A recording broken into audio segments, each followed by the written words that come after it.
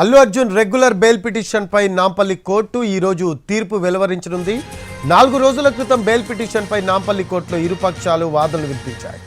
Advocate Niranjan Reddy Allu Arjun తరపున వాదనలు వినిపించారు. బెయిల్ పిటిషన్పై పోలీసులు కౌంటర్ దాఖలు చేశారు. ఇరువైపులా వాదనలు విన్న కోర్టు తీర్పును ఈ రోజుకు రిజర్వ్ చేసింది. సంధ్యా థియేటర్ తొక్కిసలాట కేసులో అల్లు అర్జున్ ప్రస్తుతం మధ్యంతర బెయిల్పై ఉన్నారు. హైకోర్టు ఆయనకు 4 వారాల మధ్యంతర బెయిల్ మంజూరు చేసింది. దీంతో రెగ్యులర్ బెయిల్ కోసం ఆయన నాంపల్లి కోర్టును ఆశ్రయించారు. జనవరి 10న అల్లు అర్జున్ రిమాండ్పై విచారణ జరుగుతుంది.